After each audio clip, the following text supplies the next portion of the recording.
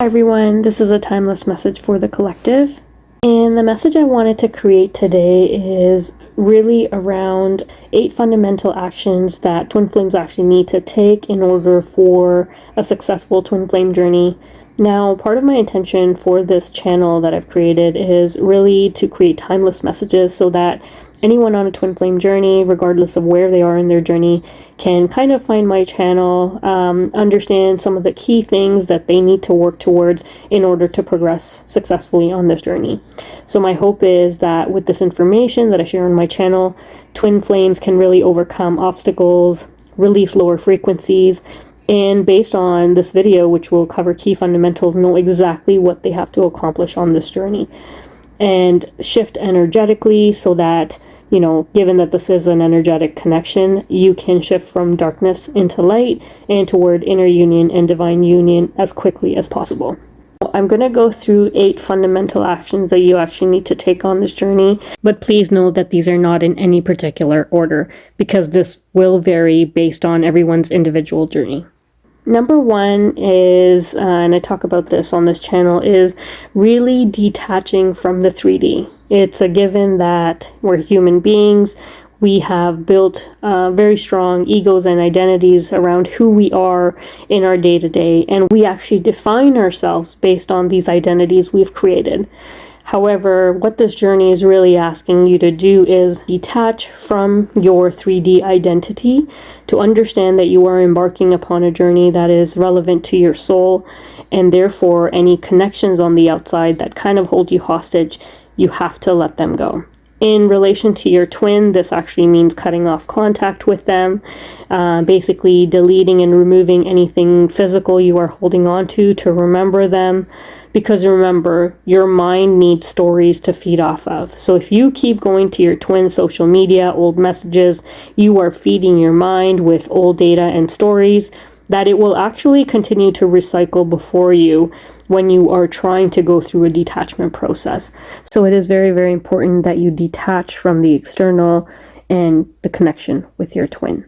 Number 2 is letting go of any bad habits or addictions that aren't aligned with this journey anymore. So for example, if smoking, listening to energy readings to check up on your progress of your divine counterpart, excessive drinking, or scrolling onto social media are all good examples of addictions or habits that you have that you kind of will need to let go. Remember that this journey is an inward journey, so you'll need to take a look at what is it that's contributing to your healthy mind, body, and soul to have success on this journey. As you ascend on this journey, you will feel called to let go of many things, which will actually include relationships and people, foods that you eat, drinks, and habits that might be preventing you from progressing forward. And then I will also say that a lot of people actually end up becoming vegetarians as you ascend on your spiritual journey. Just generally because, and again, not saying that this is something you have to do, but just sharing that this is something that you may be called to do. You may find that there's certain foods and drinks that you're having and consuming that no longer resonate with you on this journey. So you may just naturally give those up. But becoming vegetarian on a spiritual journey is very, very common. In case you're wondering, why would that be? I love eating meat. Why would that happen? Again, not for sure that it would happen to you, and it's not mandatory that you give up meat, but like I was mentioning, a lot of people do experience this shift, and it's really because reaching higher states of consciousness can heighten your awareness and compassion towards all living beings, allowing you to kind of see an interconnectedness of life in everything, and as a result, you may feel yourself guided to give up meat on this journey. Now, number 3, which is actually probably the most critical step on this journey, is initiating a daily practice of meditation. Now, remember that your twin and you are one soul and sharing a different experience in 2 physical bodies. In order for you to come into union with your twin, you need to collapse duality and bring them together energetically. So you do this by actually raising your consciousness above the mind which is how you collapse duality. In meditation, you'll actually need to focus on your third eye until you step into a state of oneness. The more you actually do this, and that is the practice of meditation, the easier it will become for you to focus your attention at the third eye. You'll kind of need to understand that this will come with practice, and you'll need to be patient with yourself as you embark on this journey, because it can actually take some time. If you are new to meditation, you can just start with 15 to 20 minutes a day and build this up until you are comfortable enough to do this for about 1 to 2 hours a day. Number 4 is healing on the twin flame journey. So this is a major step that you actually go through, which actually takes, depending on your past wounds and healing that you actually need, this will take majority of the time on your journey. So, most of us, we actually don't even know what we need healing from, because there might be things associated with past life trauma. And a lot of the healing has to do with what's in our DNA through family lineage, or it's subconscious from old wounds. And we're not, it's been shoved away in a corner because we don't think that we need healing, but really we do.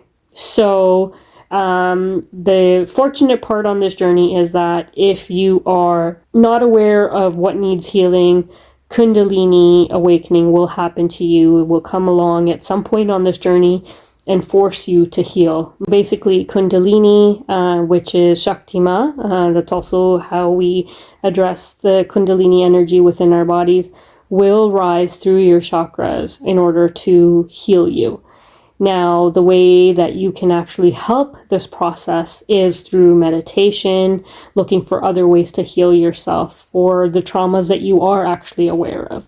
So let's say you've got some childhood wounding, you've got, the loss of a loved one, old relationships that might have hurt you. You're consciously aware of these particular experiences, and you know that you carry some form of resentment still. So you can actively try to heal these through practices like vibrational frequency sounds, meditation, through journaling. So these are things that you can do because Kundalini awakening is a spontaneous awakening that may happen at some point on your journey, but some of the things that you can do on your own prior to a Kundalini awakening to heal anyway is through these practices. Number 5 is surrendering to divine will. I would say that this is actually the hardest action for you to take on a spiritual journey. So basically, this step is about when you actually recognize that you are being led on this journey. There comes a shift where you have to actually let go of any control and just surrender to the journey and follow what you're being led to do. Your greatest challenge is releasing what you know based on previous knowledge and experiences and trusting what you know to be true in the moment. You don't really get proof of why you want to do certain things on this journey, but as you go and test what you're feeling intuitively, you will find success on the other end and understand that, okay, I'm being led and maybe I need to trust. So trusting on this journey and just surrendering to divine will is huge. Because that is how you will further develop your intuition and also trust that you are being led by a much greater power, and this journey is much greater than just coming into union with your twin.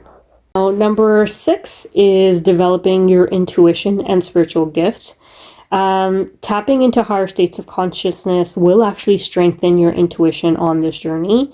And one of the keys ways to just strengthen your intuition is literally to follow the intuitive nudges that you are getting. The more you do it, the stronger it will become.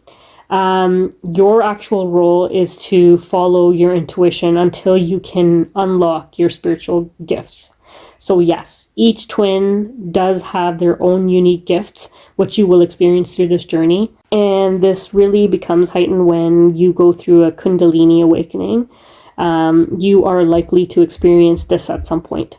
Whether you receive visions, start to hear sounds, or have a clear knowing about what you need to do, once you actually unlock your gifts will be special to you, and how the divine works with you will really vary. So keep ascending until this becomes more and more clearer to you. Number 7 is stepping into your divine mission. This is actually tied to number 6.